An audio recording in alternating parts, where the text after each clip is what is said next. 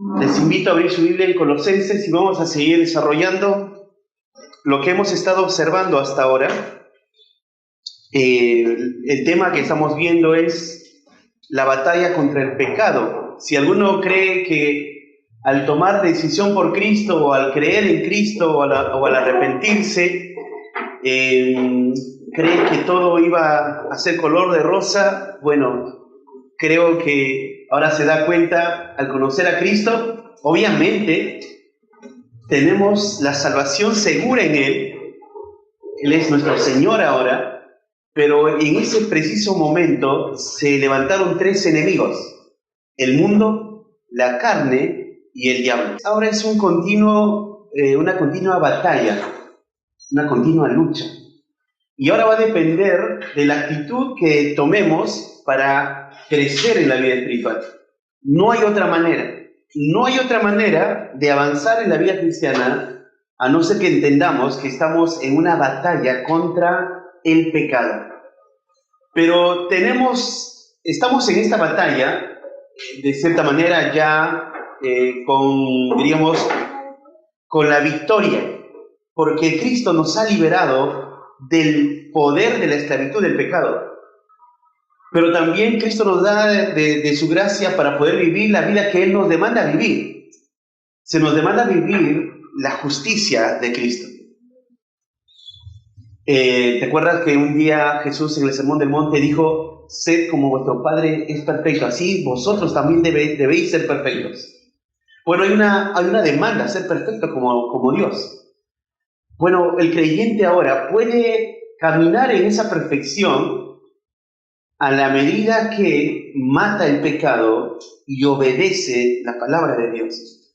Tenemos las herramientas, tenemos el poder del Espíritu Santo, tenemos la palabra de Dios, y acá está eso, para poder vivir la vida que Él nos demanda en santidad. Hemos observado en primer lugar, somos responsables en matar nuestros deseos pecaminosos. Colosenses capítulo 3, desde el versículo 5 al 7, eso hemos observado. En segundo lugar, hemos observado que somos responsables en abandonar los pecados que aún se evidencian en nosotros. Colosenses capítulo 3, el versículo 8. Y ahí lo hemos dejado casi a la mitad. Dice: pero ahora dejad también vosotros todas estas cosas: ira, enojo, malicia, blasfemia, palabras deshonestas de vuestra boca. No mintáis los unos a los otros. Hasta ahí. Este segundo punto te da la idea ahora de que tenemos que hacer algo frente al pecado. Pablo desarrolló primero pecados morales que atentan contra la santidad de Dios, que Dios aborrece esos pecados.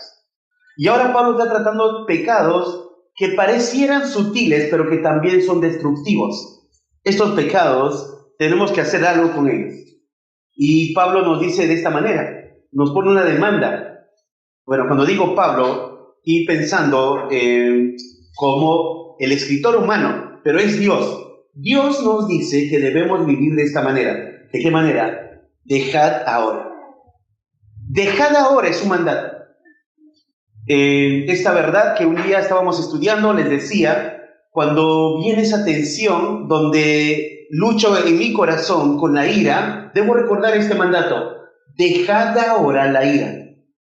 Sé que no es fácil, es una batalla en el corazón, se levantan argumentos en nuestra mente, somos movidos por nuestras pasiones, solemos olvidarnos quién debe tener el control, pero acá está el triunfo. El triunfo está en el sometimiento humilde frente a la verdad. Dejad ahora. Tengo que matar. Es una disposición voluntaria a obedecer esto. Yo debo dejar ahora.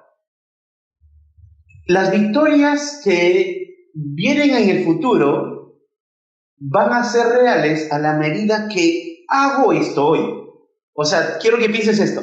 No vas a tener victorias futuras a no ser que hoy comiences a matar los pecados que Dios te manda matar. Si hoy no mortificas, por ejemplo, el pecado de la ira, no creas que vas a mortificar ese pecado aquí la próxima semana. sea, la próxima semana va a haber victoria si hoy estás mortificando. ¿Ustedes escucharon el hecho de hacer músculos espirituales? Músculos espirituales en el sentido de ser fuertes espiritualmente. Bueno, no viene de noche a la mañana. No viene como ponerte como los que quieren ser fuertes, inyectan y ¡pum! Crece, ¿no? En la vida espiritual no pasa eso, ¿ok? No te puedes inyectar nada para ser fuerte. Lo único que puedes hacer es someterte a la palabra de Dios. O sea, si ahora te comienzas a someter, hoy te sometes, eso garantiza, en un sentido, eso te da la posibilidad de mañana ser más fuerte. Porque si hoy estás, digamos, conducido por tu carne, movido por tus pasiones, te aseguro que mañana va a ser lo mismo. Si hoy mortificas el pecado, mañana esos músculos van a estar fuertes. Vas a poder matar mañana. Claro, cada día debes matar. Cada día que vas matando vas a ser más fuerte. Pero porque eso se va ejercitando en ti. Entonces debemos dejar el pecado. Hemos dicho que esto es un mandato. Está de manera imperativa. Dice, pero ahora dejad también vosotros todas estas cosas. Y hemos hablado de la ira, y hemos hablado bastante de la ira. Solo quiero terminar con un concepto de William Hendrickson que dice en cuanto a la ira y el enojo. El enojo es pasión, rabia, pasión intensa. Bueno, quiero citar lo que dice William Hendrickson en su comentario. Dice, por consiguiente, ira es una indignación arraigada cuando el corazón es como un horno ardiente. Enojo o furia, esto es una explosión turbulenta como un fuego en la paja. Estas dos cosas describen lo que hay en el corazón. Uno como un horno ardiente y el otro es como fuego en la paja. O sea, describe lo terrible que es nuestro corazón. Hay un proverbio que dice, es mejor encontrarse con una osa que perdió un cachorro que con un necio en su fatuidad. O sea, te encuentras con un necio en su ira, dice, es mejor que te encuentres con una osa que perdió su cachorro. O sea, la osa que perdió su cachorro todavía en un sentido es mejor que un necio airado. Un necio airado puede hacer cualquier cosa. Entonces, nosotros tenemos ventaja, te decía, tenemos el control del Espíritu Santo, así que terminamos de esta manera en cuanto a la ira. Ahora, pensaba esto, ¿por qué debemos hacer morir el pecado? Te decía, porque no hay otra manera de crecer en nuestra santificación. Esto es para nuestra santificación. Por un lado, Dios nos ha santificado, pero por otro lado, es nuestro deber mortificar los remanentes del pecado que ha quedado en nuestro corazón. Remanentes, ¿se dan cuenta lo que es? La palabra remanente es algo que quedó después de una guerra, quedó un remanente, o sea, sobrevivió algo. En un sentido, cuando Cristo nos liberó de la esclavitud del pecado, nos hizo libres al morir y al resucitar, y al creer en eso, somos libres y el pecado nos esclaviza, pero quedó ese remanente. Por eso todavía somos estimulados a las tentaciones. ¿Y qué debo hacer? Mortificar el pecado. Quiero leer lo que John Owen dice. Si algún creyente falla en mortificar el pecado diariamente, está pecando contra la bondad, la sabiduría y la gracia de Dios, quien le ha dado los medios para hacerlo. Si algún creyente falla en mortificar el pecado diariamente, está pecando contra la bondad, la sabiduría y la gracia de Dios. O sea, Dios es bondadoso, nos salvó, Dios nos dio de su sabiduría para darnos la forma, Dios nos dio de su gracia, la palabra de Dios, el Espíritu Santo, para vencer el pecado. Y debemos hacerlo. Colosenses, entonces, 3, 8, 9, ahí está el mandato. Pero ahora dejad también vosotros todas estas cosas. Ira, enojo, y aquí viene la palabra que nos toca. Malicia. ¿Qué significa malicia? Malicia significa maldad, depravación. Es una perversión de la virtud. Es una perversión de los principios morales. Está en el sentido de ir en contra de los propósitos morales. Es una mente malévola. Es una mente que está como conducida solamente para la perversión, malicia. Entonces, recuerden que la malicia es algo que toda persona puede llegar a tener y tenerlo en la mente. Porque esto no es algo que lo puedo ver. La ira lo puedo ver, pero la malicia no lo puedo ver. La malicia es algo que está dentro de la mente, dentro de la persona, dentro del creyente.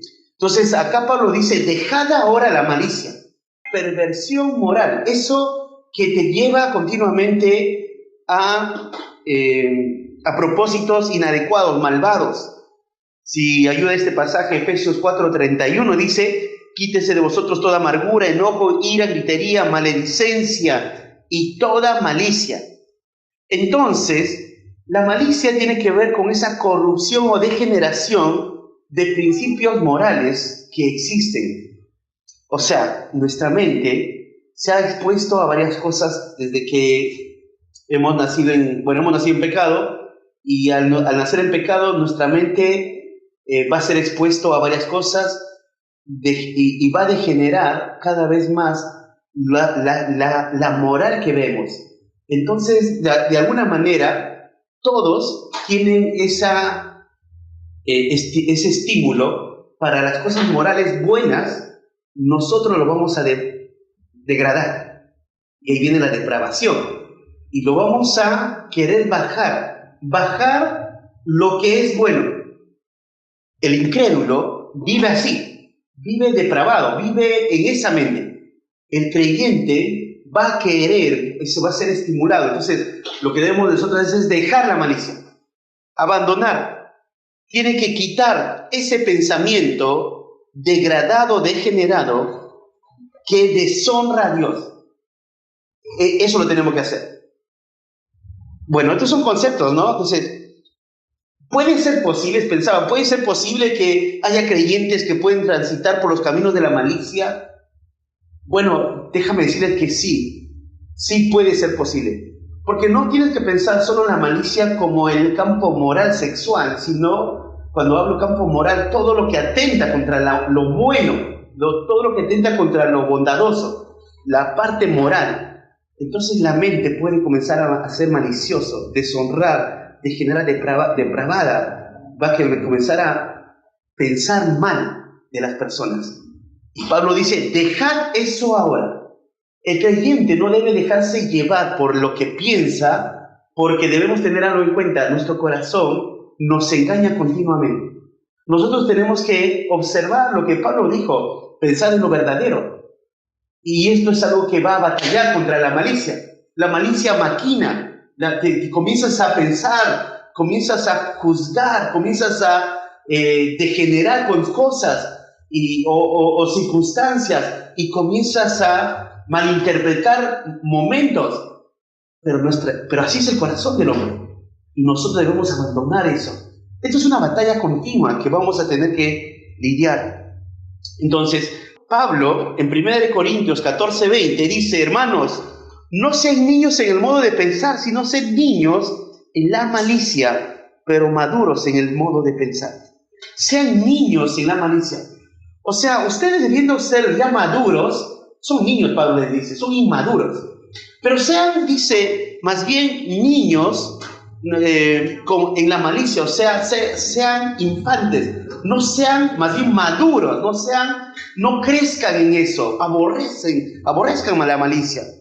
Entonces los corintios, o estos creyentes de Corinto, no eran niños en su malicia, sino estaban avanzados en toda clase de pecados. Claro, en toda clase de pecados. ¿Recuerdas que la iglesia de Corinto era una iglesia que había hecho a tal punto que lo malo lo veían como bueno? No se interponían frente al pecado. Un joven viviendo con la madrastra, no hacían nada. Ahora, si el liderazgo no hacían nada, los que veían no hacían nada, la mente ya las había quizás tomado como le habían naturalizado eso, y la mente lo había probado, y quizás pensaban mal, y quizás quedaba allí, y había malicia entre ellos. Había grupos divididos. Entre esta iglesia había los de la Cloé, los de otro grupo, los que son de Apolo, los que son de Pablo, y pequeños grupos que se levantaban en la iglesia. Y uno y otro se pensaban mal entre ellos. Pero dice, no sean así. La malicia carcome la mente, carcome la santidad, destruye la unidad, la malicia. Así es que, contrario a esto, debemos estar interesados en agradar al Señor. Debemos estar interesados en honrar al Señor en nuestra mente y no satisfacer nuestros deseos egoístas pensando mal. Algunos llegaron a comparar a estos creyentes de Corinto como el tiempo de los jueces, que cada uno hacía lo que bien les parecía, hacían lo que querían, pero no debemos aborrecer esto de la malicia. En Tito 3:3 dice, porque nosotros también éramos en otro tiempo insensatos, rebeldes, extraviados, esclavos de concupiscencias y deleites diversos, viviendo en malicia y envidia, aborrecibles y aborreciéndonos unos a otros. Fíjense, viviendo en malicia. Éramos, ya no somos, ya no es nuestra identidad. Ya no somos así. Este ejemplo de malicia se ve ahí en Hechos 8, versículo 22. ¿Se acuerdan de la historia de Simón? Cuando, fíjense, Hechos 8, 22, este hombre Simón va a pedir a Pedro, le va a decir, ¿cómo puedo yo tener ese mismo poder? Y Pedro le va a decir en el Hechos 8, 22, fíjense. El 19, fíjense, el 18 dice, cuando vio Simón, por la imposición de las manos de los apóstoles se daba el Espíritu, dice el 19, dame también a mí este poder. Fíjate lo que piensa, dame a mí este poder, para que cualquiera a quien yo pusiera las manos reciba el Espíritu. Eso es su malicia, su deseo engañoso, busca un beneficio él, ¿no? Entonces Pedro le dijo, tu dinero perezca contigo, porque has pensado que el don de Dios se obtiene con dinero. No tienes tu parte ni suerte en este asunto, porque tu corazón no es recto delante de Dios. Y acá viene el 22, arrepiéntete pues de toda esta tu maldad y ruega a Dios, si quizá te sea perdonado el pensamiento de tu corazón. Ahí está, el pensamiento de tu corazón. De ese corazón viene esa malicia, ese deseo. Rebajó el poder de Dios que obra a través del Espíritu Santo. Deseó con la maldad de su corazón tener ese poder. Bueno, esa es malicia. Ahora, pensaba esto, ¿sabe que la malicia siempre está dirigida hacia las relaciones? O sea, uno no tiene malicia hacia uno mismo. ¿Alguna vez pensaste mal de ti mismo? O sea, piensa siempre estar dirigida hacia las demás relaciones. Destruye, ¿no? Entonces, de esta manera, hay personas que viven, hacen un nido en su mente de maldad y va en contra de lo que Dios estableció, la unidad. Entonces, la malicia es un pecado bien serio. Tenemos que matar, tenemos que mortificar, tenemos que dejar la malicia, aborrecer la malicia y no pensar así, sino pensar lo bueno. Quizás, contrario a esto, podemos pensar Filipenses capítulo 4, versículo 8. Y este es un pasaje que creo muchos lo conocen. Filipenses 4:8 dice, por lo demás, hermanos, todo lo que es verdadero, todo lo honesto, todo lo justo, todo lo puro. Fíjate, en vez de ser malévolo en la manera de pensar, piensa en lo puro, todo lo amable, todo lo que es de buen nombre. Si hay virtud alguna, si hay algo digno de alabanza, en esto pensar. Dejen de pensar mal de sus hermanos. No piensen más allá de lo que no han visto. Sean niños en su malicia. ¿Creen que la malicia puede destruir la iglesia? ¿Qué piensan? Somos un par en este punto. A ver, ¿qué piensan de lo que oyeron en cuanto a la malicia? ¿Piensan que la malicia es destructiva? Sí, es destructiva. Ahora, ¿cómo una persona... a ver, no sé, preguntas primero, antes de hacerles una pregunta yo. ¿Tienen alguna pregunta? Si no quiero sacarles lo que están pensando, si hay una pregunta. O sea, si la malicia, a diferencia del enojo y la ira, no es visible, entonces los efectos que tiene en el corazón y la mente también no son visibles. ¿Cuán peligroso es esto en la vida del creyente? Es decir, como no es visible, ¿cómo podríamos tratar entre humanos? Claro, la ira sí se manifiesta, ¿no? La malicia no sabes, o sea, no sabes con exactitud lo que está pensando. Bueno, es un problema.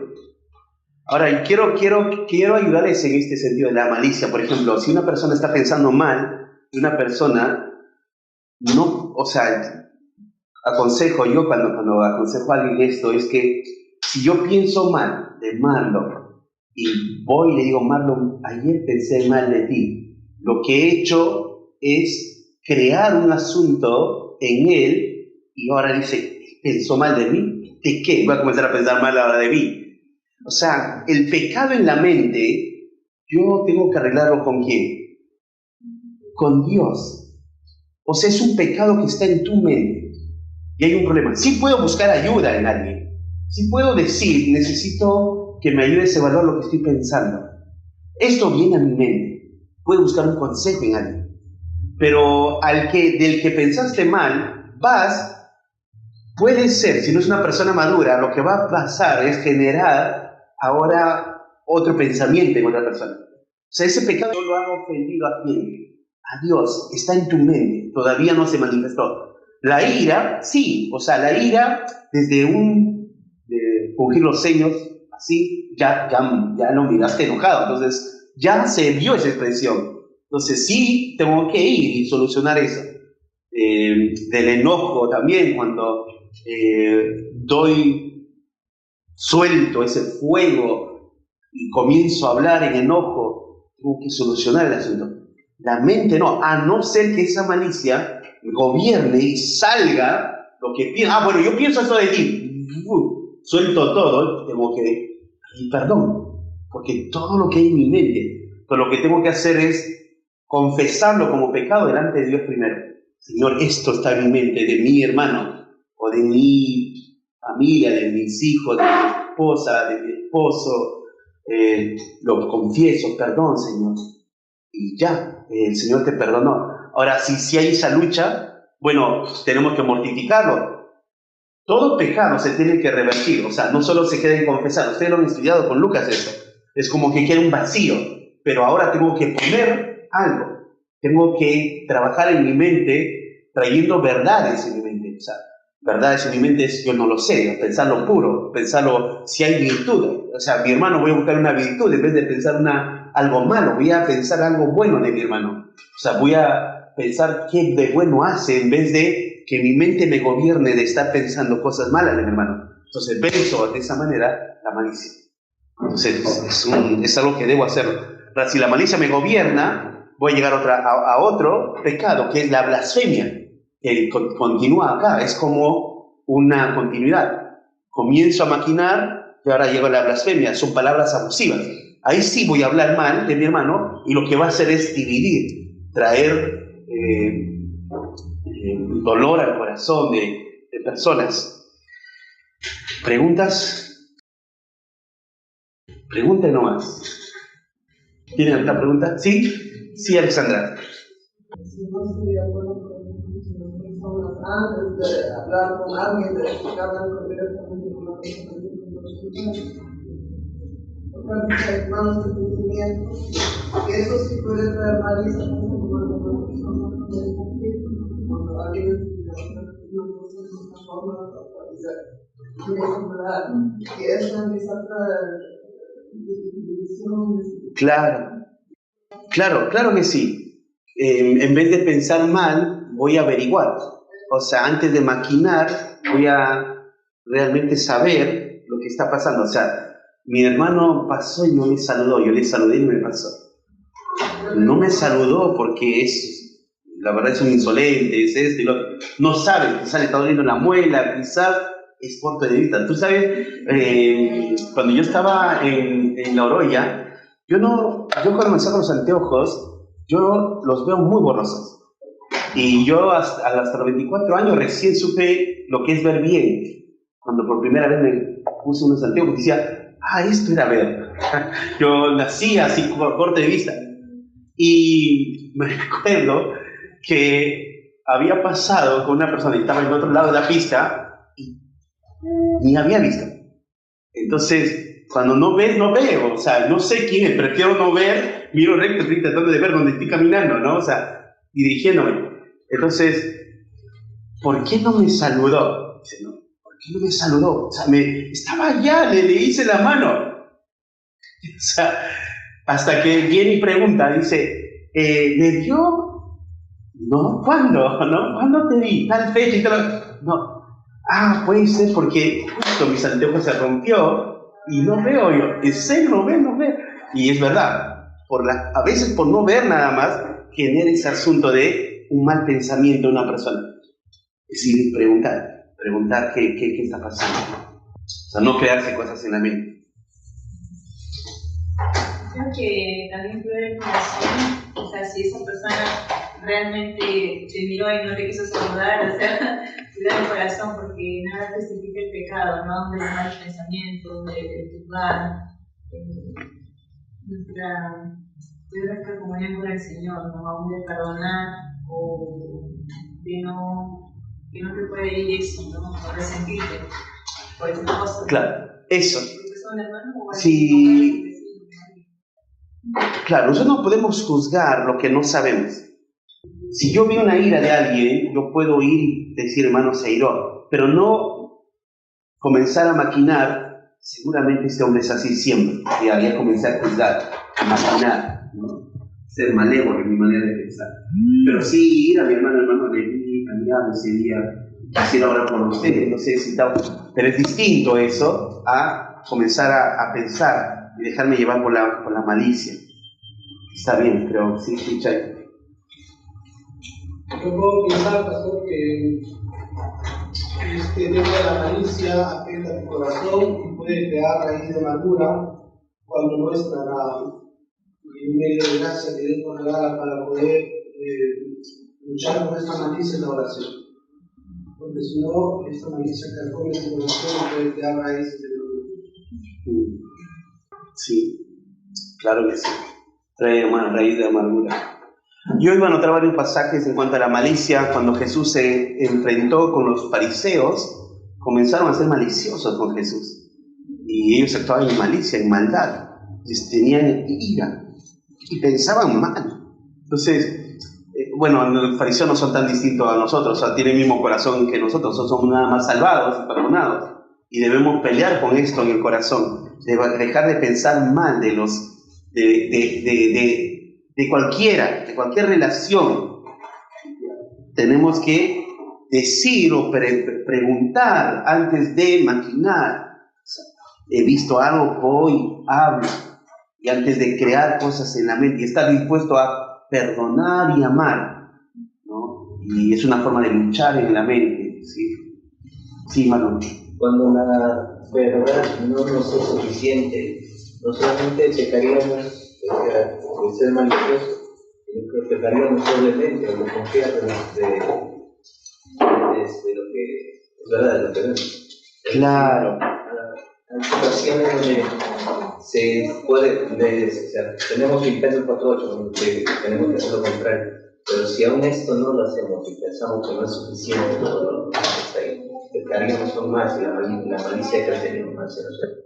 Claro, sí. Tengo que tomarlo. Hay una verdad, lo tomo como verdad. O sea, lo que me dice lo tomo como verdad. Al final, al cabo, ¿a quién está engañando? A Dios. O sea, yo no soy Dios. Dios es Dios. Yo voy y pregunto.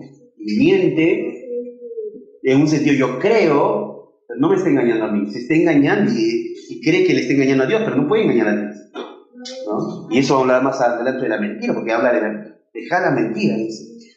Entonces, Si Pablo dice dejar la malicia, es porque somos propensos, todos somos propensos a comenzar a pensar más de lo que no sabemos.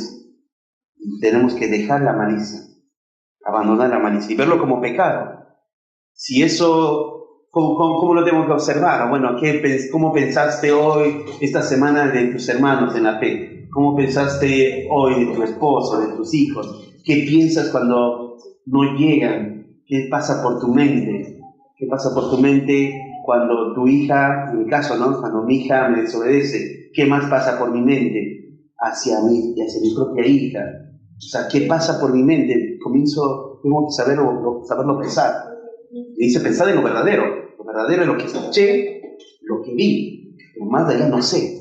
Entonces tengo que ser objetivo, no ser malicioso. ¿Alguna pregunta más de esto, de la malicia? El creyente peca de confiar. No. El creyente peca de confiar. Una vez me dijeron, eres muy confiado, ¿cómo puede ver que podría mentir? Como dices, o sea, una vez me dijeron, eres demasiado confiado, ¿cómo no puedes pensar que te podrían estar mintiendo? Como dices, que me están engañando a ti por salir. Claro. Normalmente el que piensa mal continuamente ya es como un hábito. Se adelanta aún en cosas en su mente. Se adelanta como que quiere adelantar cosas que aún le puede venir a él. Y dice, seguro me va a pasar esto. Comienzas a pensar mal. Y hay un problema ahí. O sea, un problema ya está en la mente. Y eso lo tengo que considerar como pecado. Yo no sé el futuro. Yo no sé las circunstancias que voy a pasar con mis hermanos. Yo no debo maquinar. Yo no sé lo que hoy vivo y lo debo dejar en la mano de Dios. No sé lo que va a pasar. Entonces, y aún confiar con la información que voy a recibir de si voy a preguntar algo. Confiar que Dios tiene el control de eso. Lo que debo hacer es hacer buenas preguntas si quiero saber. O sea, si yo quiero, por ejemplo, cuando yo voy a hablar con una persona de algún asunto, yo voy preparado para hacer buenas preguntas y saber la información que necesito para ayudar. Pero con la información que tengo, yo ya no tengo que ir más allá. Esto es lo que me dijo y sobre esto seguimos tratando. Y no puedo maquinar y pensar más de eso. Tengo que pensar lo que me dijo y sobre eso trato. Y si veo, sí, en su confesión veo situaciones, verlo y escuchando algo y no se está dando cuenta de eso, ahora pregunta. Entonces comienzo a seguir armando lo que está viendo y con qué está luchando. Pero no, mi mente no tiene que ganarme sobre ese asunto. Yo tengo que ser niño en mi manera de pensar frente a todos y no tener malicia. Así que, ¿un celoso es malicioso? Y claro que sí. Piensa mal continuamente. Maquina. Deja la malicia. Bueno, paramos con eso. Blasfemia. Y creo que con acá quedamos. ¿Okay? ¿Qué blasfemia? Palabras abusivas, palabras falsamente dichas que causan daño a una persona. Difamación, injuria, calumnia. Bueno, acá ya está distinto, ¿no? La malicia ya no es solo ahí, sino ya no está en la mente, sino sale ya. O sea, puede causar daño ya. Difama cosas que no son verdaderas. Comienza a decir. Entonces, Efesios 4:31 dice, por ejemplo, quítense de vosotros toda amargura, enojo, ira, gritería y maledicencia. Y ahí la palabra maledicencia es la palabra blasfemia. Quítense de ustedes esto, la blasfemia. Tengo que quitar una marca de un falso maestro que es blasfemo. 1 Timoteo 6, 3 al 5 dice, según enseña otra cosa y no se conforma a las sanas palabras de nuestro Señor Jesucristo y a la doctrina que es conforme a la piedad, está envanecido, nada sabe y delira acerca de cuestiones y contiendas de palabras de las cuales nacen envidias, pleitos, y acá viene la palabra blasfemia, difamación. Fíjate, una mala doctrina trae como resultado personas que comienzan a hacer difamación de uno y el otro. Claro, una mala doctrina no te va a llevar nunca a la santificación, nunca va a llevar nunca va a llevar a que aborrezcan el pecado. Entonces va a haber personas así. Mateo 15, 19 dice, porque del corazón salen los pensamientos, los homicidios, los adulterios, las fornicaciones, los hurtos, los falsos testimonios y las blasfemias. Entonces las blasfemias son, piensen esto, palabras abusivas. Palabras abusivas. ¿Okay? Y vamos a usar la otra también, palabras deshonestas. ¿Qué son palabras deshonestas? Porque sigue diciendo, no solo blasfemia, palabras deshonestas, que sale de vuestra boca, dice, son palabras indecentes, obscenas, es un lenguaje sucio. Efesios 5:4 dice, pero fornicación y toda inmundicia o avaricia, ni aun se nombre entre vosotros como conviene a santos, ni palabras deshonestas. ¿Qué son palabras deshonestas? Lenguajes obscenos, lenguajes sucios. Ustedes seguramente tienen relaciones en un sentido con personas que tienen un lenguaje obsceno, ¿no? ¿Conocen personas con lenguaje obsceno? Sí. En tu trabajo, te aseguro que tienes personas con lenguaje obsceno. Y cuando estuve un tiempo trabajando en Argentina, se llama cementero. Cementerio no es cementero. Trata de echaba terocán, pegamento, cortes de cuero para que formen zapatos. Y era mi trabajo y estaba rodeado de paraguayos y argentinos. Y muchas veces yo quería ponerme tapón en el oído por todo lo que escuchaba. Y hablaban lenguaje, solo era lenguaje obsceno, las cosas que hablaban. Y había momentos que se callaban porque seguían trabajando. Pero era lenguaje obsceno, lenguaje obsceno, lenguaje obsceno. Y eso, tu mente comienza, obviamente, o sea, de mi boca no sale, pero Pablo dice acá que no salga palabras deshonestas. Entonces, cuando pienso en palabras deshonestas, puedo pensar en estos incrédulos. Ahora, ¿el creyente puede caer en palabras deshonestas? ¿Palabras sucias? Bueno, yo les digo que sí. ¿Saben de qué manera caen creyentes? Caen con chistes, pareciera que no son ofensivos, pero son ofensivos. Palabras deshonestas. No sé, un chiste sobre algo físico de mi prójimo. Y son palabras deshonestas. Y aún esos pequeños chistes, aún escuchado en creyentes, naturalizan los chistes que los incrédulos dicen, quizás no tan horrible como ellos hablan, pero de pequeñas cosas aún morales. Y son palabras deshonestas. Por ejemplo, solterón. ¿Escucharon esa palabra? Este es un solterón. Un creyente no puede estar diciendo a su prójimo, el tren se le pasó. ¿Escucharon eso, por ejemplo? El tren se le pasó. Son palabras deshonestas. Porque si tú eres bíblico, tú entenderías que si tu prójimo quedó soltero, sea varón o mujer, es porque el Señor lo quiere así. Y no puedo decirle solterón, el tren se te pasó. Son palabras deshonestas. ¿Se dan cuenta? No necesitamos decir cosas vulgares, pero ya usamos un lenguaje que son palabras deshonestas. Entonces, así como eso, puede haber otros ejemplos. Y tenemos que tener cuidado con las palabras que nosotros usamos, porque hay pasajes como esto que te voy a decir, Mateo 12:36. Mas yo os digo que de toda palabra ociosa que hablen los hombres, de ella darán cuenta en el día de juicio. De toda palabra ociosa que hablen los hombres. De toda palabra.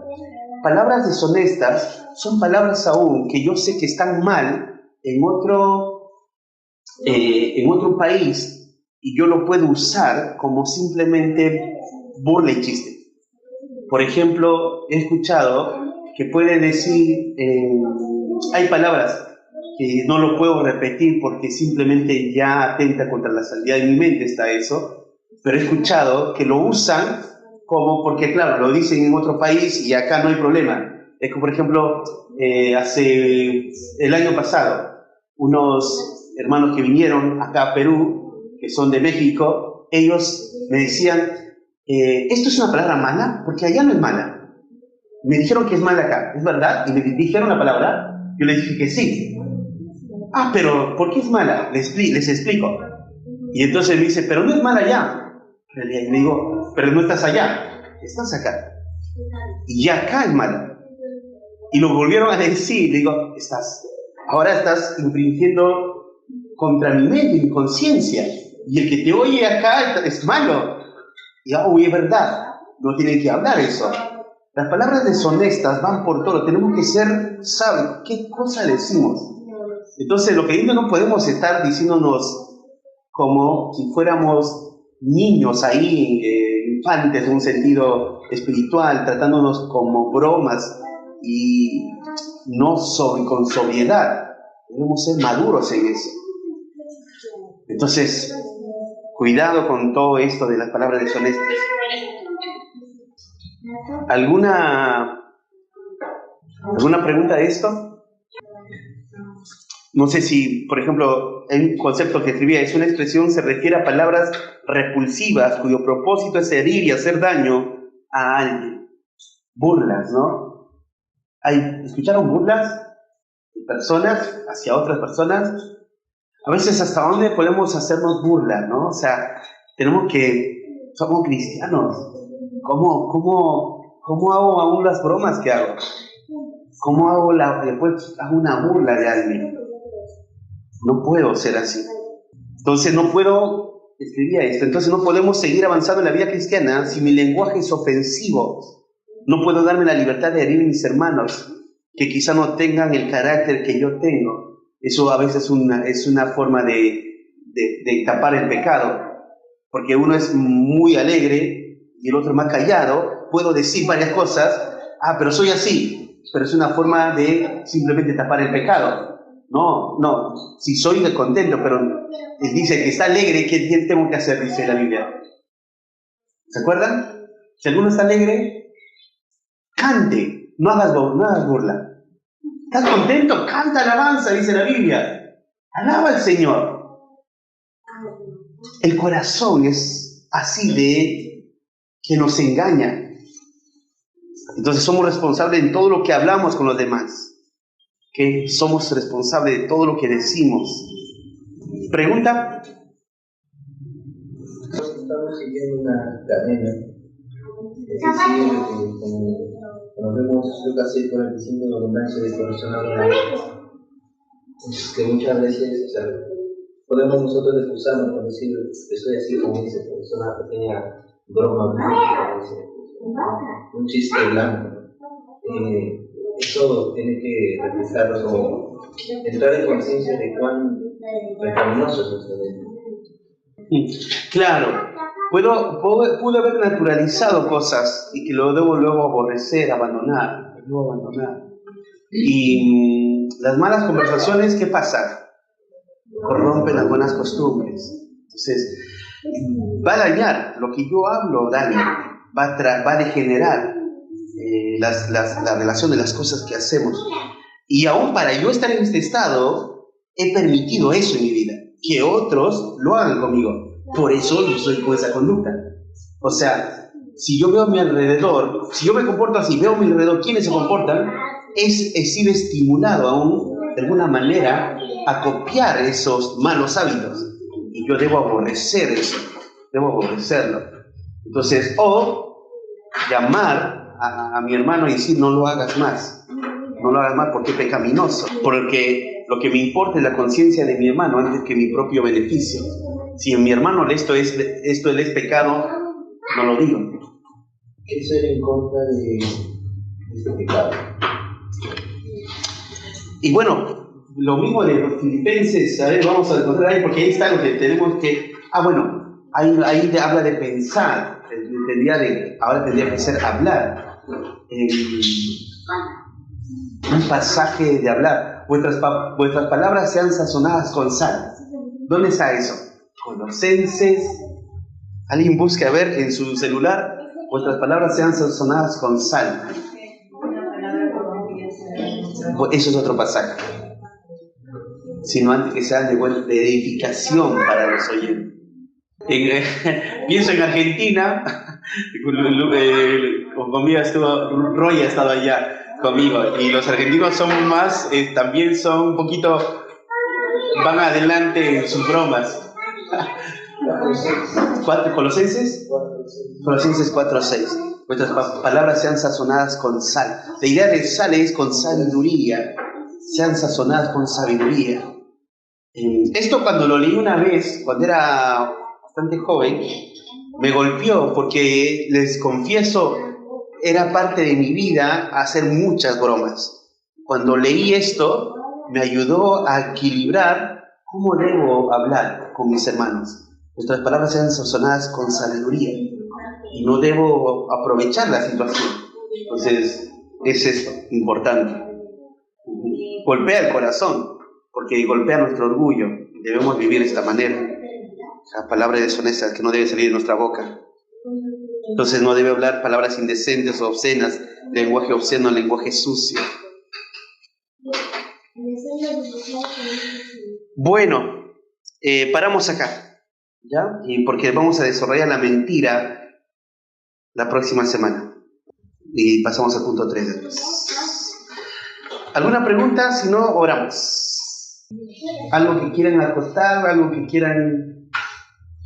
Si no tenemos que, si las malas conversaciones no tenemos, y si nuestras palabras son sazonadas con sal, nuestras conversaciones también deberían ser con gracia. O sea, que todo sea A fin de dar gracias a los oyentes. guiados a Claro, porque hay Colosenses mismo dice, más adelante dice, la palabra de Cristo mora en abundancia entre vosotros. En abundancia entre vosotros. O sea, las conversaciones más edificantes van a ser cuando salen conceptos, quizás no citas bíblicas, acompaña, pero argumentos, y es de edificación. Ahora, una cosa es broma y otra cosa es burla. Eso debo distinguirlo. La broma tiene que ver cuando mi hermano se participa de eso. O sea, cuando mi hermano se ríe de lo mismo. Pero cuando mi hermano no se ríe, yo hice eso, lo tengo que tomar como una burla. Y de los burladores, yo me burlaré, dice el Señor.